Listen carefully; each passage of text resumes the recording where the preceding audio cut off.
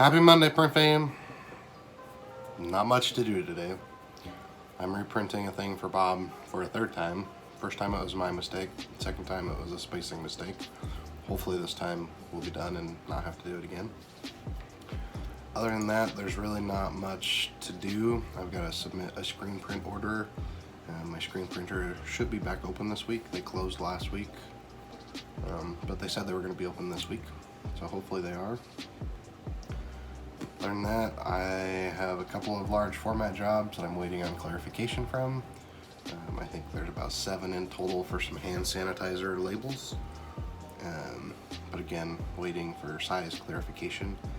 Other than that, just working on the website. I decided to completely kill my old website, and I've redone the WordPress, and I'm working on the look and getting some products on there. With this change to the coronavirus, I'm trying to make it so that all of my simple products, so business cards, postcards, letterhead, envelopes, that I can easily have people order them online. I'm not going to go with a designer. I did a designer on businesscardsonly.com, and I think it's just going to be too complicated for people. I am going to maybe make a couple of videos explaining how to use canva.com if people want to design stuff on their own, but I think for the most part I'm just going to let them upload a file or have us do the design and pay us to do it. So trying to help increase that online presence, just because I think that's part of what's going to happen because of the coronavirus, is things are going to be pushed more towards online fulfillment and no contact, things like that, at least for a little while. If not, people will like it so much that they want it to continue. So, just got approval from Bob on getting these reprinted, so I'm going to get them situated in Flexi, get them printed. I've already got the media loaded, so it's just a matter of turning the printer on and hitting print and then putting it in the cutter for cutting. So get that done so that we can hopefully get that job done and taken care of and kind of go from there. So this is the once a month calibration. Go to adjustments, quality adjustments, color package color adjustment. In tray 4, put 100 pound gloss text 12 by 18 and press start. When we press start, it will measure and print everything. There you go. How long does it take? It's going to take all of this time added up, so it's about 7 minutes. Okay. And then there's a second one that I should Okay, do? now the next one is more of a maintenance on the machine, again once a month. Adjustments, execute adjustment operation, highlight all 4, hit OK, and as soon as you hit OK and exit, it will go through an adjustment. And how long does that take? That's about 5 minutes. Okay.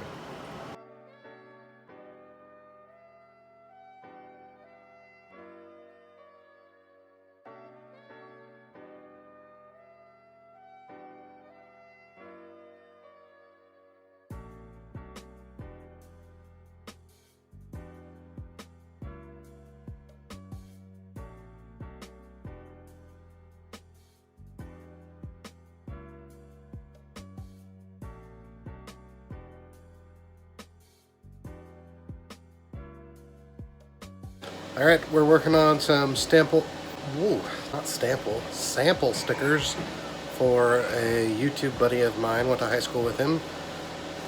Got different millimeter lens lengths, doing them black, white, rectangle, and squares.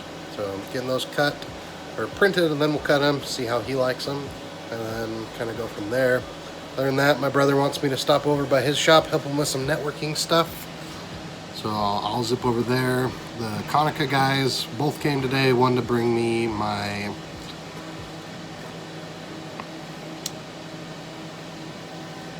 it's a sensor thing that the IQ does. It's a manual one.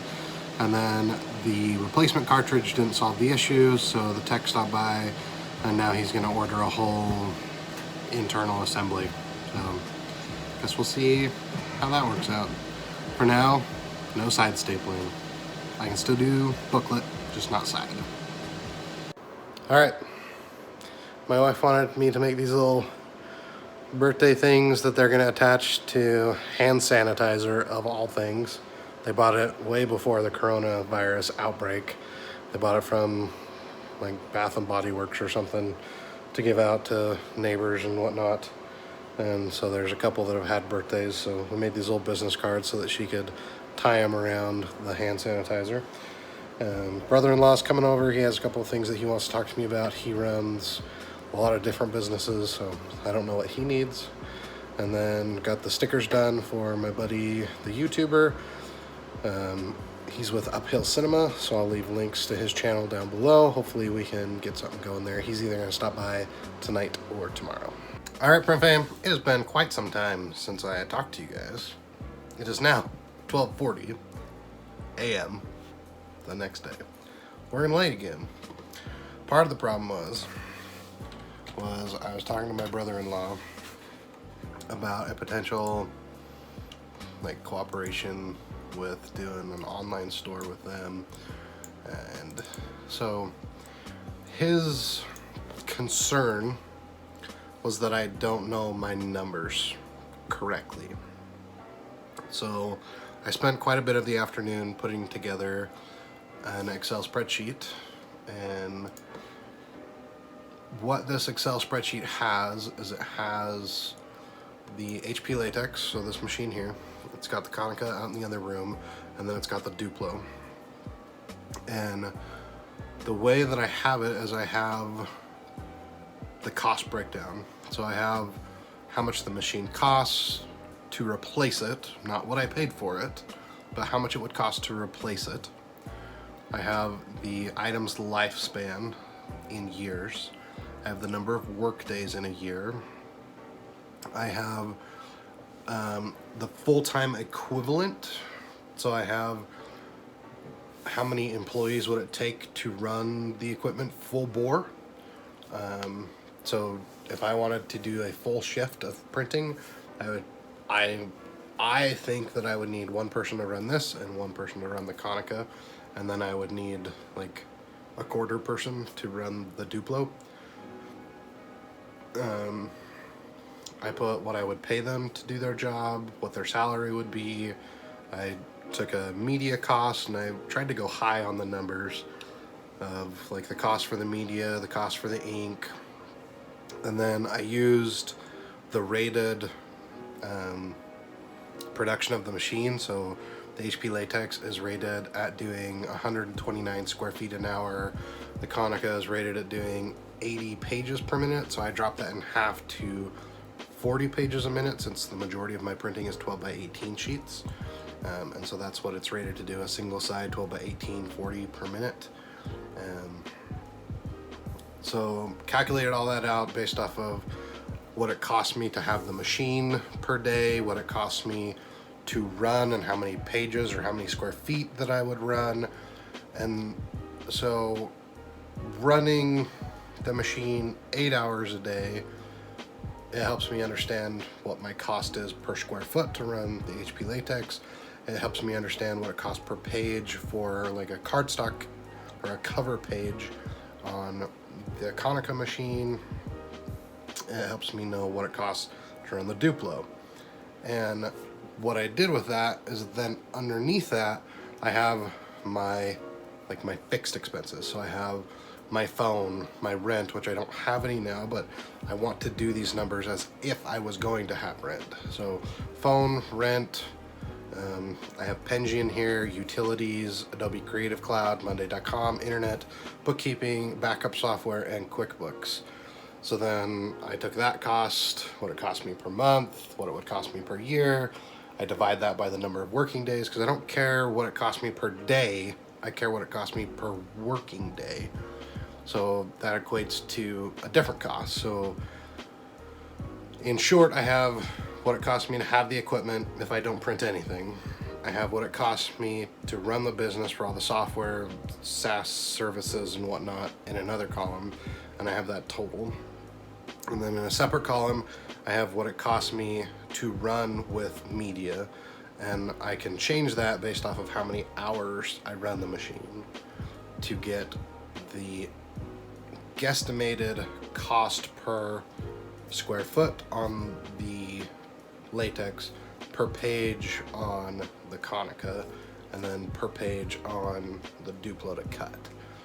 And then I take that and I adjust it by what my fixed costs are, so that I can spread the fixed costs across everything. And I was close. I was not correct. For the HP latex, I was off in my estimation by about 11 cents. For the Konica, I was right on estimating without the adjusted fixed cost into it.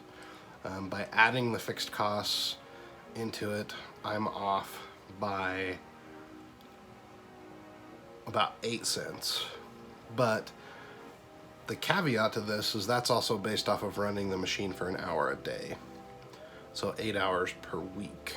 If I jump my estimated production up to 8 hours per day, then it actually drops my estimated cost, because I'm no longer taking the big cost of the machine and spreading it across a few thousand copies. I'm spreading it across like 20,000 copies.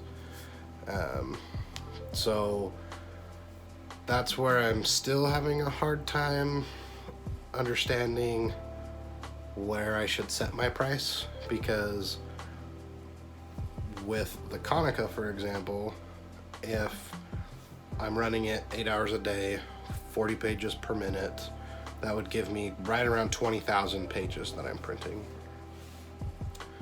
That puts my cost 10 cents less than what I'm calculating if I'm only running my machine 1 hour a day. So do I stick somewhere in the middle? Do I stick at the 35, or not the 35, the higher number? So anyway, that's what I've been doing. Sorry this was a long explanation. If you want more detail about what I'm talking about, let me know. Other than that, I pre-set up some jobs in Production Manager, Flexi, for some hand sanitizer that I'm doing. In total, it is 8 jobs that I've got queued up, ready to go. It's not a ton of labels. In total, it's, let's see,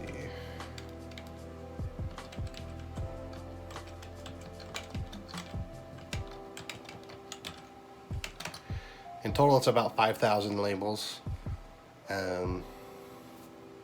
It's for a wholesaler, so the margin's not that great. I'm gonna print them tomorrow. I have them all ripped, ready to go, but I think in total it's gonna take a couple of hours to print, so I don't want to send it right now because I want to go to bed. So I'll go over what it actually costs me to print all of this in tomorrow's vlog. So I'm gonna end it here. If you have any questions about what I do, why I do it, how I do it, etc., leave those questions down in the comments. Thanks, Cam, for editing the videos. Really appreciate you. If you guys want to support, you can use the links down in the description. You can reach out for custom jobs, anything I do, I'm happy to quote to you. But as always, I just appreciate you watching. We appreciate you being here. If you feel we deserved it, hit that thumbs up button. Subscribe if you haven't already, so you can figure out what else we're doing. So, happy Monday, Print Fam, and we'll see you tomorrow. I didn't meet my goal. It's probably not surprising, though.